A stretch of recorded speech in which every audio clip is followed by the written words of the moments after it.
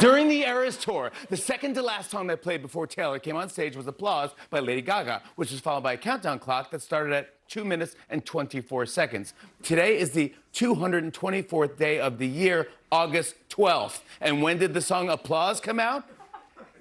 That's right, August 12th, 2013, exactly 12 years ago today.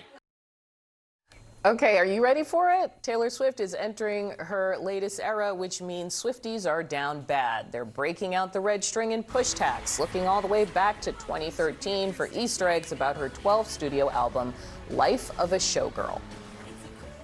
In the anti-hero music video, we have the two Taylors that are both wearing orange and green. Glitter blood. The showgirl is inside of her. It starts with track 22, and it has 22 songs on it. It's an hour and 22 minutes long. But Taylor Nation posted 12 images, and in each one, you're wearing orange.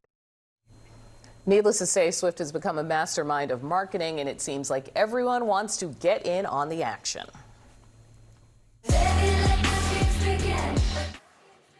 Yep, that's the Empire State Building lit up in orange for Swift. She's also an economic and market-moving force beyond music, and that's why you see other brands leaning in. Betty Crocker, United Airlines, FedEx, Crumble Cookies, and even Dr. Seuss. Joining me now, the professor of economics at Virginia Tech, Jadrian Wooten. Thanks so much for being here. Thank you, Audie. Okay, so I remember after her tour, there was a lot of economist goss about the economics, Swiftonomics. How does her fan base and their behaviors work to her advantage? She has a massive force basically wherever she goes. So she shows up in a city for a few days and Swifties take over, selling out hotels, packing restaurants, buying merch, and just really transforming a city around her. How is that different from other kinds of artists, though? I mean, Beyonce's a great example, somebody who can sell and move a lot of product. Is there something about the scale of this or her approach? There is something that feels different. I am very fortunate. I got to go to 2 of her concerts, and I've been to other artist concerts in different places. And there is something about Swifties that it just feels different in their ability to just consume a lot of her merchandise and then be part of a really, really big community.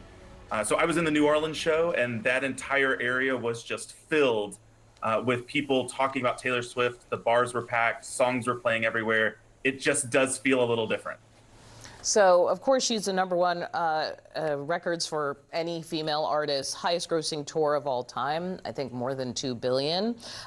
Can you give me a sense of sort of how much she is propping up the industry itself?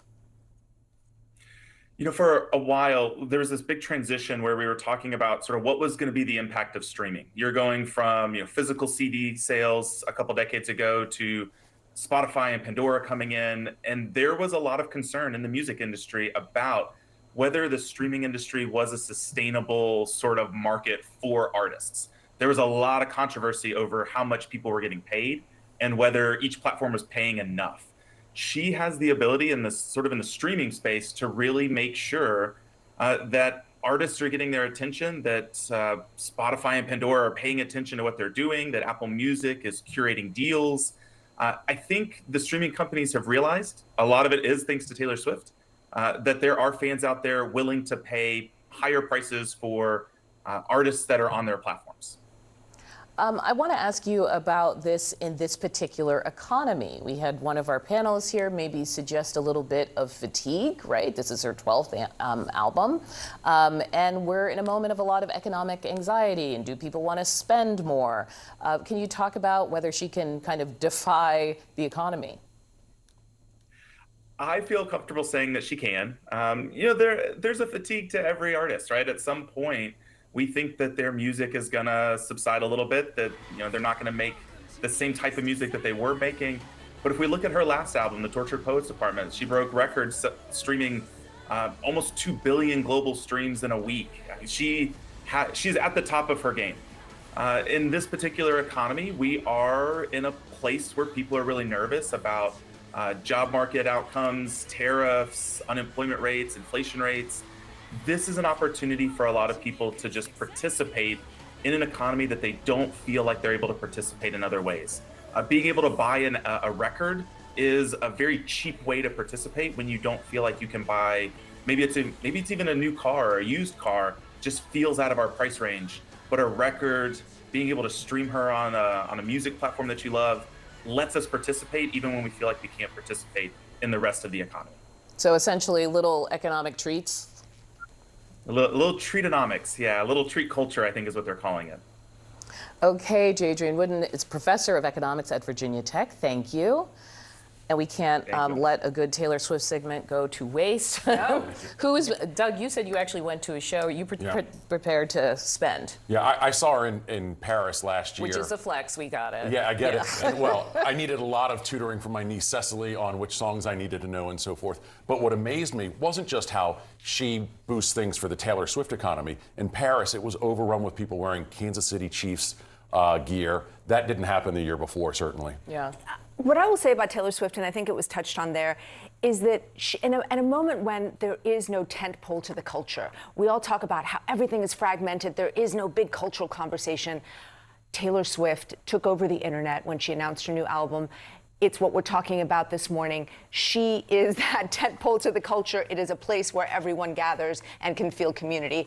And long may that live. And it will not be escapable today. Don't even try, because she's going to be on her boyfriend's podcast. So you're going to get, as you said, the football vibes. You're going to get the Taylor vibes and your daily dose of podcasts, which I endorse.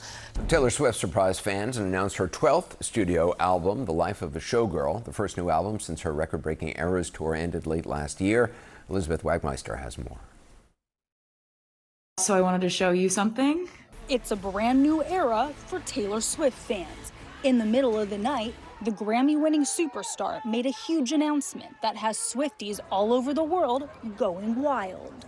Okay, what do we got? We got A briefcase. Yep. Mint green with TS on it. Yep. What's in it?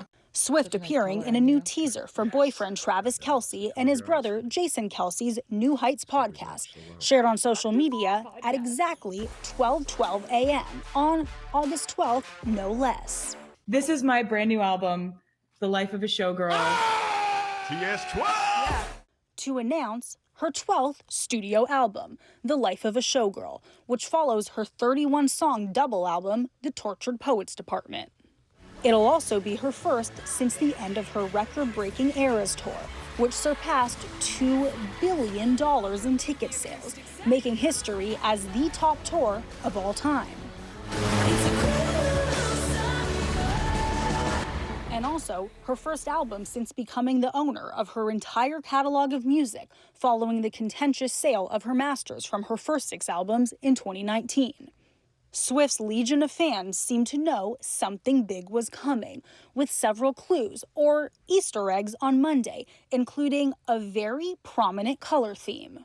First, the Kelce brothers revealed that a very special guest would be joining their podcast this Wednesday, Swifties immediately speculating that the silhouette in the picture was Swift. Then, a countdown clock appeared on her website with a sparkly orange background. Another clue?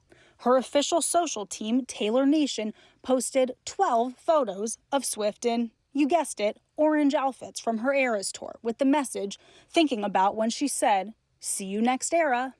No word yet when The Life of a Showgirl will be released, but after the album reveal overnight, pre-sales crashed her website.